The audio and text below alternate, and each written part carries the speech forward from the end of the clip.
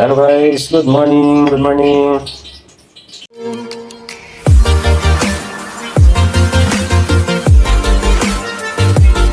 Yun ay walang pasok guys, day off.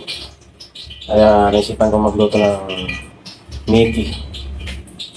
Ito yung sikat na pagkain sa Ilocos guys. Mickey.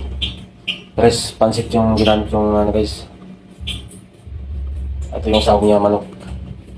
At gagamit tayo ng bawang, magic sarap at saka yung aswete. So ngayon guys ay isa na yung bawang. Bawang guys muna. Isa natin yan hanggang golden brown para mabango at masarap yung ating Mickey. So ngayon guys, pwede namin ilagay yung ating manok.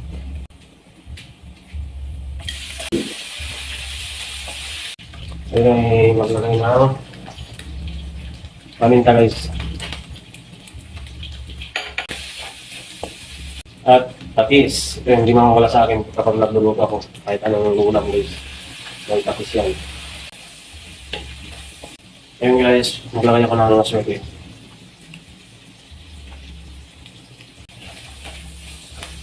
Meron ding itlog guys dito na dalaga na to. Ready na, pang sahog. At yan guys, ilagay yung sabaw.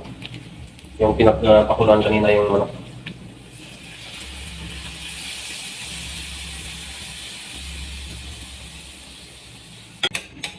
Dagdagan pa yung sabaw guys kasi konti lang yan. Pakuluan na ito guys muna bago ilagay yung pansit. At yan guys, ilagay na yung pansit. Ito ang sukot pang nilagay mo.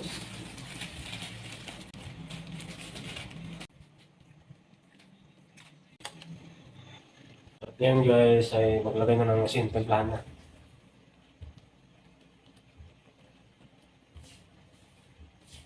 At yung magic sarap guys. Magicin natin para lalong sumarap. Ito lang ito ng 1 minute guys. Timplahan guys. Sakto lang. Walang labis, walang kulang.